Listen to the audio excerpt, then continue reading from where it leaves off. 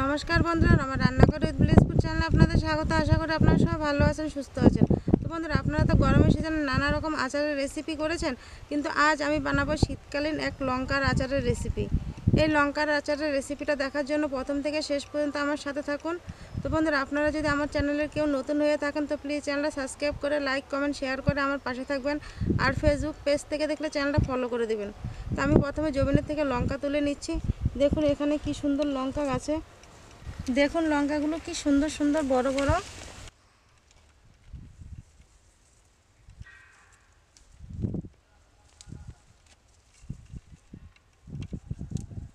শীতকালে কাঁচা লঙ্কার আচারের রেসিপি খেতে খুব ভালো লাগে। আপনারা বাড়িতে একবার ট্রাই করে দেখবেন। লঙ্কাগুলো দেখুন কি সতেজ।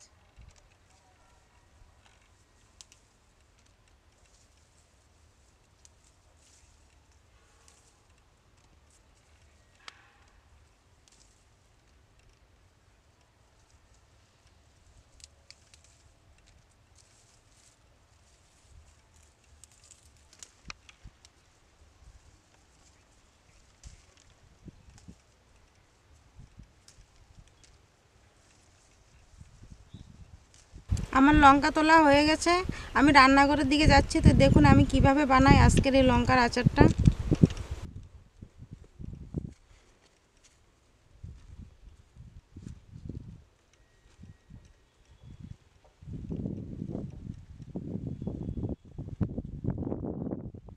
এই আচারটা করার জন্য আমি জমিনের থেকে দুটো ধনেপাতা নিয়ে নিচ্ছি।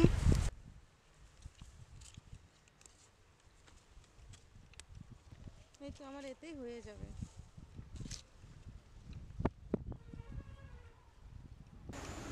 বন্ধুরা, লঙ্কার আচার বানানোর জন্য লঙ্কাগুলো প্রথমে আমি বট ছাড়িয়ে নিচ্ছি।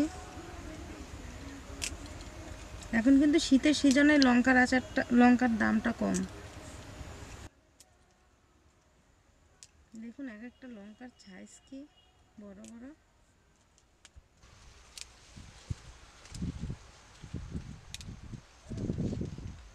আমার সবগুলো লঙ্কার বট ছাড়ানো হয়ে গেছে, এবার আমি একটু ধুয়ে নিচ্ছি।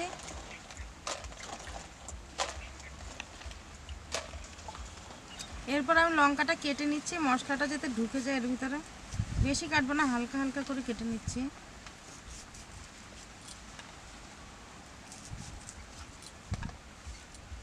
এই লঙ্কার আচারটা খুব যত্ন সহকারে রাখলে 6 মাসও লঙ্কার আচারটা ভালো থাকে।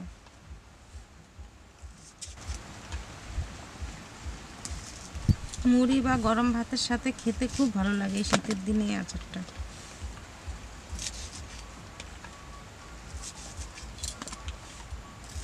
বন্ধুরা, আমার লঙ্কাগুলো কাটা হয়ে গেছে। এই লঙ্কার আচার বানানোর জন্য কি কি মশলা নিয়েছি একবার দেখুন।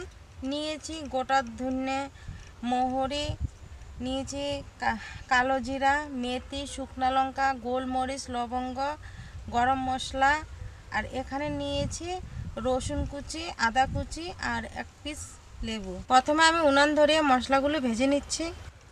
প্রথমে উনানটা আমার ধরিয়ে নিয়েছি। এবার আমার কড়াইটা গরম হয়ে গেছে, আমি এক এক করে গোটা মশলাগুলো ভেজে নেব। দিয়ে দিচ্ছি মহরিটা আমি একটু বেশি দিয়েছি। দিয়ে দিচ্ছি ধনিয়ার গোটা ধনিয়া, মেথি, কালো জিরা, শুকনা লঙ্কা, গরম মশলা, গোলমরিচ, লবঙ্গ সব একসাথে আমি ভেজে নেব।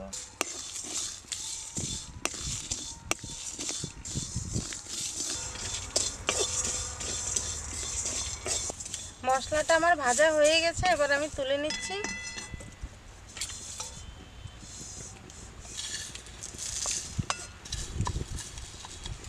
আমার মশলাটা ভাজা হয়ে গেছে, এবার আমি ধনেপাতা কুচিটা একটু নেড়ে নিব।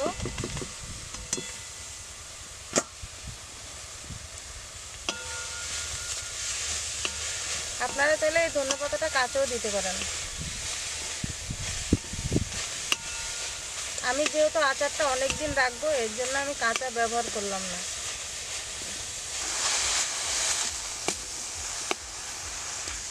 আমার ধনেপাতাটা ভাজা হয়ে গেছে, এবার তুলে নিব।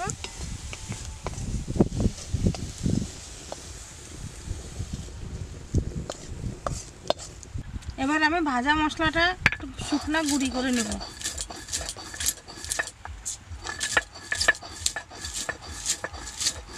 বন্ধুরা আপনারা চাইলে মিক্সিতেও করে নিতে পারেন, আমি শিলে করছি।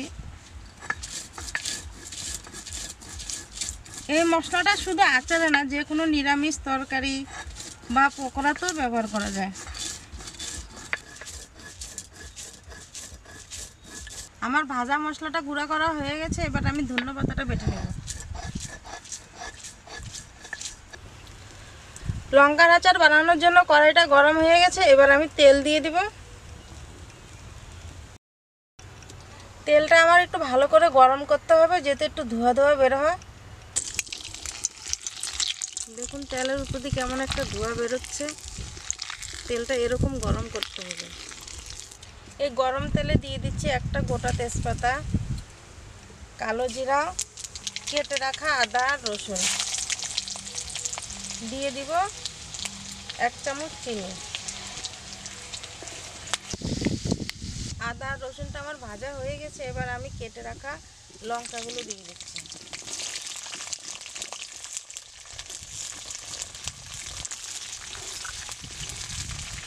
আমি কিন্তু আর উনানে জাল দিচ্ছি না, এই গরম তেলে লঙ্কাগুলো আমার নাড়তে হবে।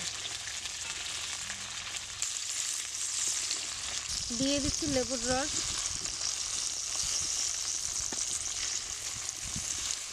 আমি একটা গোটা লেবু দিচ্ছি এতে। দিয়ে দিচ্ছি ধনেপাতা বাটা,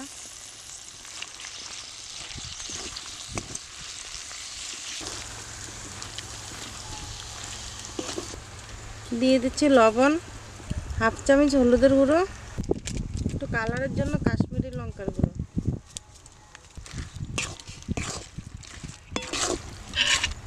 দিয়ে দিচ্ছি ভেজে রাখা মশলা।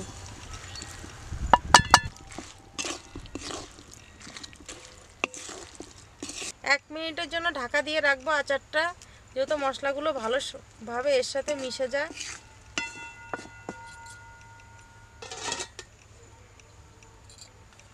1 মিনিট হয়ে গেছে, এবার আমি ঢাকাটা তুলে নিব। দেখুন কত সুন্দর হয়েছে আচারটা। এবার আমি একটা থালায় নামিয়ে নিচ্ছি।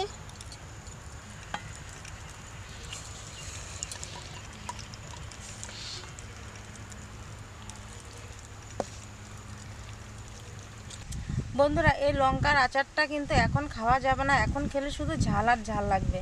তো লঙ্কার আচারটা 4-5 দিন রোদে দিতে হবে, তারপরে খেলে খুব ভালো লাগবে। তো লঙ্কার আচারের রেসিপিটা কেমন হয়েছে প্লিজ কমেন্ট করে জানাবেন। আর রেসিপিটা যদি ভালো হয়ে থাকে চ্যানেলটা সাবস্ক্রাইব করে লাইক কমেন্ট শেয়ার করে আমার পাশে থাকবেন। দেখা হবে পরবর্তী কোনো এক নতুন রেসিপি নিয়ে। ততক্ষণ আপনারা ভালো থাকুন, সুস্থ থাকুন, টাটা।